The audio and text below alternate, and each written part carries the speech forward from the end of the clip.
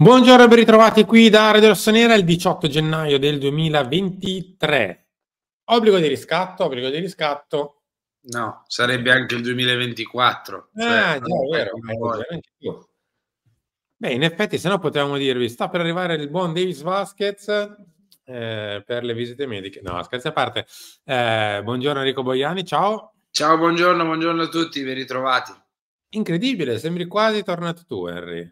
Quasi io, pian piano, ma Quasi. perché facendo questo mestiere qui io non è che posso fare 1 o 2 giorni di silenzio totale, che sarebbe la cosa migliore da quindi aspetto il weekend con ansia per poter, diciamo, eclissarmi, non dire niente, in modo da tornare poi carichissimo lunedì con una voce vera, speriamo dai. A proposito di voci, ce ne sono state veramente tante negli ultimi giorni, Henry, riguardanti Alessandro Bongiorno, compresa la cena in Brera di non ieri sera, ma l'altro ieri sera. Una cena con la gente Beppe Riso che, insomma, avevamo cercato un pochino di lasciare nei giusti contorni, cioè una cena con la gente per fare un po' il punto della situazione. Poi è una gente a cui piace un pochino mostrarsi, lo sappiamo da sempre. Dovevamo anche ricordarcelo, visto che quest'estate con l'affare Frattesi si era un pochino messo così molto sulla scena, con l'affare Tonali si era molto messo sulla scena, con l'affare Buongiorno si è rimesso molto sulla scena, ma evidentemente un po' di memoria corta, ma non per i tifosi, parlo per chi intanto racconta di ciò. Questo invece è il virgolettato di Urbano Cairo, il presidente del Toro, oggi su Tutto Sport. L'ho detto la scorsa settimana al termine dell'Assemblea di Lega e non posso che ripeterlo. Non è in vendita. Ad agosto, quando manifestò l'intenzione di rimanere con noi invece di andare all'Atalanta, gli dissi: per noi sei e sarai importantissimo. Adesso ripeto la stessa cosa con ancora maggior fermezza. Quindi rimaniamo a quello che abbiamo sempre detto. Al ragazzo piace venire al Milan? Sì, l'interesse c'è. Una trattativa tra Milan e Toro c'è? No, non c'è ancora stata e forse non ci sarà, visto che il Milan ancora non ha mandato nulla. Il Monza è stato avvisato della possibile contropartita Colombo che va al Toro? No. Quindi è il 18 gennaio, la vedo molto molto molto molto complicata. Complicata, complicatissima, come tra l'altro vi abbiamo sempre detto. Sarà interessante capire come si muoverà il Milan in questi ultimi giorni, se proverà a fare forza e quindi magari ad aumentare l'offerta, proverà a muoversi concretamente appunto per Buongiorno, oppure se andrà su altre destinazioni, perché questa è un'altra cosa da capire.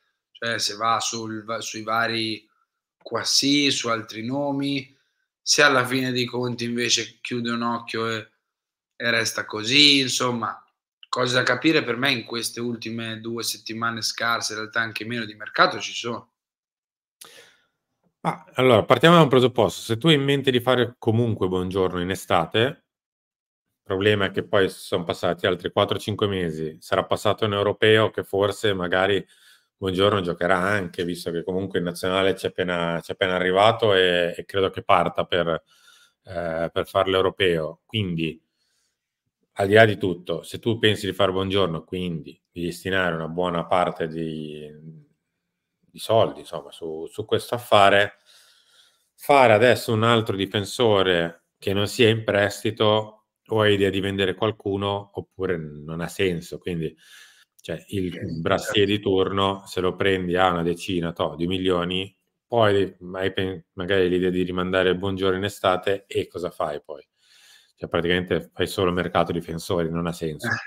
Credo che ci si rimanga con il piano B, cioè un prestito nell'ultima settimana di mercato. Sì. Non abbiamo detto ancora di mettere like. Pensavate mi Mh. fossi dimenticato, eh? Non mi sono dimenticato, lo faccio adesso, quindi arriviamo a anche oggi oltre 1000 like, quasi 1500, quindi cliccate mi piace, ci aiuta tantissimo, iscrivetevi al canale, attivate la campanella per tutte le notifiche e insomma, lasciateci un commento sulla situazione dei difensori. Sì, credo che si andrà su una situazione così, cioè una situazione legata proprio agli ultimi giorni, a un prestito, un nome di secondo piano, e poi in estate magari si vedrà. Magari puoi anche pensare di fare un'operazione alla Tomori, no, cioè un prestito con un diritto che prendi un giocatore perché ne hai bisogno, poi magari ti può diventare importante.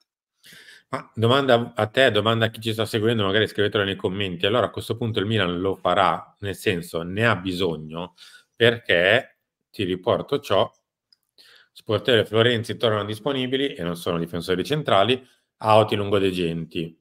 Ciao e Tomori a febbraio. Ancora un mesetto, scrivo in fondo la Gazzetta, lì in basso nella colonna di destra, restano fuori solo i 4 lungodirigenti, Pobega in aprile, Calulu a marzo, Ciao e Tomori, è presto per avere certezze sui rientri, ma i due centrali titolari sono i prossimi attesi in campo. Quando? Non troppo presto, a entrambi servirà ancora almeno un mese.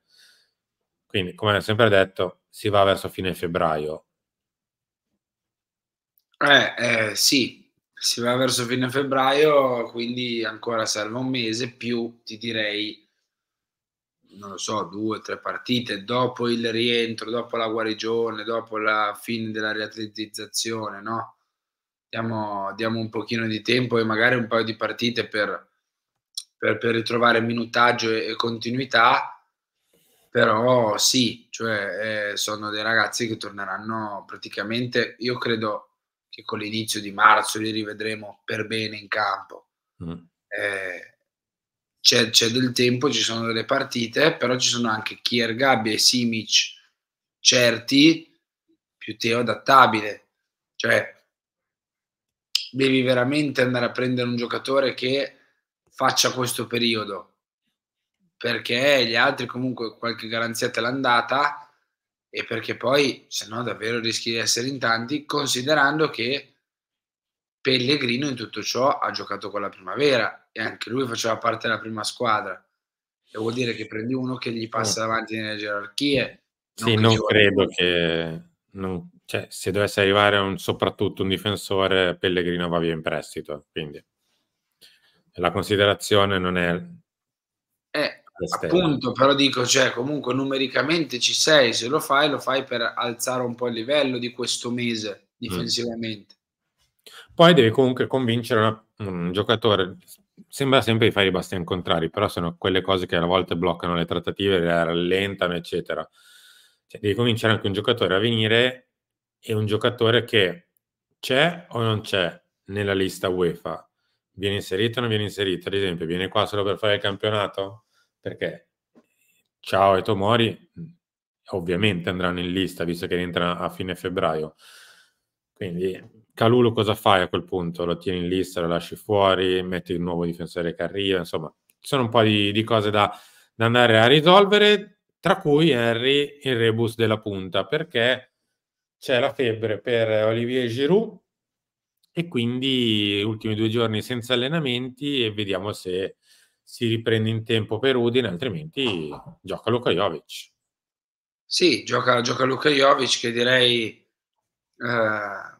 double fast, se vogliamo, no, cioè l'alfa e l'omega per quello che ha fatto vedere. Malissimo all'inizio, molto male all'inizio, molto, molto male, non ne imbroccava mezza, cioè, ma non dobbiamo nasconderci, cioè possiamo ammetterlo, credo. Un mese da top scorer, un mese da giocatore che ti ha tolto Da dai guai, trascinatore. un mese da veramente, cioè senza Jovic non so cosa sarebbe successo, e sembra folle dire questa frase pensando ai mesi prima di Luka Jovic, partita con l'Atalanta in cui è tornato a fare quello che ci aveva fatto vedere purtroppo a inizio stagione. Quindi, cioè, è ambigua la sua posizione secondo me in questo momento. Cioè, chi è Jovic? Quante volte abbiamo detto questa cosa con Rebic, no? È quello che fa le 4 partite buone, segnando, facendo assist, o è quello che fa le 3 partite, diciamo senza utilizzare il cervello e o prende un rosso, o impazzisce, o non si vede minimamente, eccetera. Chi è Luka Jovic? Quello che non becca mezza sponda, tocca 4 palloni in 90 minuti e sembra un attaccante quasi da Serie B, o quello che in un mese fa 5 gol e ti regala tutti i punti che ti può regalare, tra l'altro anche con gol pregevoli, cioè non gol brutti? Qual è Luka Jovic? Tutte e 2 le cose? Non lo so, probabilmente sì. Bisogna capire a Udine che Luka Jovic troviamo. Troviamo Luka Jovic versione alfa o versione omega? Boh, non lo so. Per chiudere, visto che siamo veramente in chiusura, dobbiamo capire anche quale Rafael Leao beccheremo a Udine, visto che Rafa ha No, perso la mira. qui siamo sicuri. Qui beccheremo il Rafael Leao che è un problema, che non tira in porta dal Okay. 15-18, che pensa, non c'era ancora la corrente elettrica quando ha segnato l'ultimo gol. Questo Rafael Leao qui servirà, credo, la Madonna di Lourdes, di Medjugorje e Zlatan, tutti e tre insieme, che alzano le mani tipo Goku per la sfera Genkidama per fargli fare gol, e speriamo che possa accadere. Sono stanco, Simo. Sono Vabbè, stanco. pazienza, porta pazienza. È vero, non è nel suo miglior periodo e lo possiamo dire, cioè non è che sta facendo delle robe Sì, sconvolgenti, sì. anzi, assolutamente, sta facendo discretamente male. Pensa se Kvaratskhelia avesse avuto le treccine, avesse giocato nel Milan col numero 10. E pensa che roba che succedeva. Comunque aveva appena segnato mercoledì scorso in Coppa Italia. Le panchine che quello che aveva perso la mira. Le panchine che scottano dopo 2 stagioni di stabilità tornano in discussione quasi tutti i tecnici delle grandi società. Perché è così. La Roma cambierà allenatore sicuramente, il Napoli anche, il Milan molto probabilmente. Facciamo scherzi. L'Inter probabilmente credo che sarà l'unica che lo confermerà. La Juve. La Juve, Io credo di sì. conferma. La Juve conferma.